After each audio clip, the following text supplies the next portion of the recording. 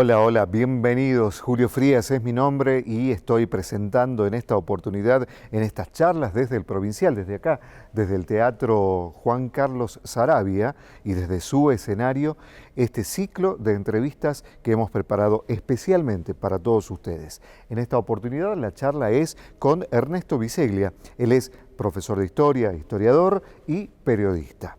Conozcamos su perfil. Ernesto Biseglia, bienvenido. Hola, muchas gracias, buenas tardes. ¿Qué tal, Buenas. Julio? Buenas tardes. Me encanta que haya venido. No, muchas gracias a ustedes por la generosidad del espacio. Pues sabes que con Ernesto Biseglia, Julio, tenemos siempre charlas que tienen que ver con la historia, de la forma en que vimos la historia, la forma en cómo tratamos y maltratamos la historia. Y llegamos a una conclusión más de una vez. Las maltratamos más que muchas veces las tratamos bien, ¿no? Sí, obviamente. Es decir, es muy bueno eso. Maltratamos la historia porque no la conocemos. La historia después de la reforma de Menem, de la Ley Federal de Educación, la historia desapareció de la currícula. Se achicó, se hicieron así unos mix, ¿no? Año 94.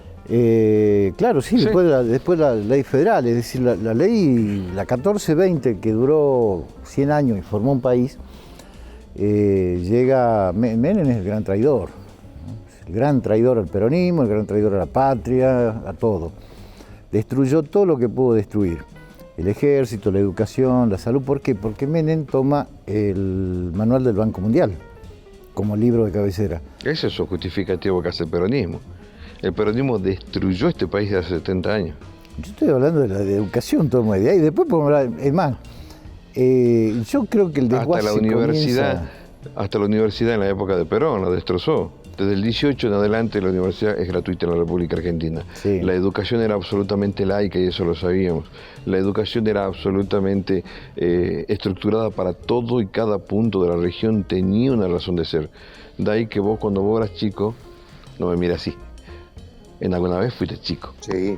Estudiábamos en el manual Salta Costumbre Nuestro, en el manual Tucumán, rescatábamos un montón de cosas. Después se perdió todo con la interferencia que tuvo. Por eso. O sea, Menem fue un continuador de la destrucción de la educación que siempre fue la rectora del Yo peronismo. creo que a partir de Menem se institucionaliza dos cosas, la corrupción y la destrucción. Se institucionalizan, toman carácter de política de Estado. Y la historia, que es fundamental, es decir, por ejemplo, ¿por qué nosotros tenemos los problemas que tenemos? Porque tenemos serios problemas de identidad como pueblo. Nosotros vemos los europeos tienen conciencia de 2000 años, de 3000 años, saben que hay un Dante Alighieri, saben que vienen de una cuna. Nosotros miramos para atrás y nos encontramos discutiendo si Roca era bueno o malo, es decir, si Sarmiento era Bueno o malo también. sí, o sea, qué hizo con los originarios. Estas cosas me parecen a mí insólitas porque son los procesos históricos, no se pueden medir con parámetros nuestros. Pero en el mismo caso vamos a preguntarle... O con cuestionamientos extemporáneos, ¿no? Es lo mismo, es decir, vamos a decirle a los norteamericanos hoy día de los originarios, y los tipos masacraron todo lo que había con pluma, ¿no? Y es la gran democracia del norte, ¿no? Los ingleses hicieron lo mismo, y Sarmiento miraba hacia Inglaterra y hablaba de esa inmigración. Es decir, no hemos logrado, y aquí vamos, yo creo que este es el resumen. La escuela pública de la ley 1420 justamente fue pensada, más allá de todos los bemoles que le podamos discutir a esa historia oficial, para consolidar una identidad argentina. Porque en las aulas nosotros pensemos que hacia 1910 éramos 1 millón, es el tercer censo que se hace, desde 1869, que el primer censo es Sarmiento, y éramos 1.700.000 para ese momento, de los cuales un 52% eran de condición inmigrante, y de ese 52% casi un 70% eran italianos. Se calcula que en ese momento los jóvenes de 18 años, de cada 5 habitantes de Buenos Aires, 4 hablaban italiano. Entonces había que homogeneizar todo eso. Eso lo hizo la educación. Y formó la clase media, que fue progresista y demás, que es la que alimenta el radicalismo, que le gusta, Y es la ¿no? que fue más importante de América Latina. Por lejos. O sea, nosotros recibimos el centenario del país entre los 7 países del mundo, con un modelo educativo que era el norte de toda Latinoamérica, con graves problemas sociales también, que se evidenciaron en la Semana Trágica del 19, por ejemplo, el problema del sur, eso existió, esto es verdad. Pero era un país que tenía la visión y la mentalidad de progreso. O sea, la palabra era el progreso. Era un país que progresaba. El primer gobierno de Irigoyen genera las grandes reformas sociales. Hace unos días yo veía que se aplaudía el aguinaldo por el peronismo. El aguinaldo es de 2 radicales de Jujuy del año 1924, por ejemplo.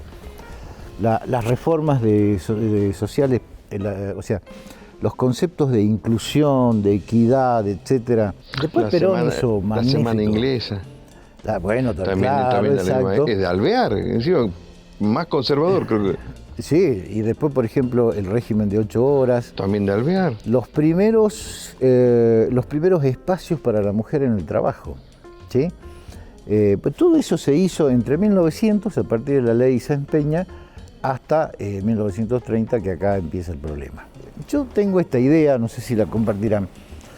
Yo creo que el país lo fundan 3 corporaciones, en 1810, que son los grandes terratenientes empresarios de la época, que nosotros llamaríamos el capital, que por contrabando le vendían ya a Norteamérica e Inglaterra, o sea, saltando la disposición del monopolio español.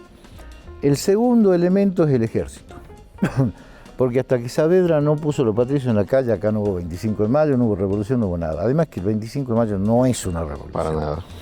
Esto es un enjuague así, ¿no? Pues el pueblo ni se enteró.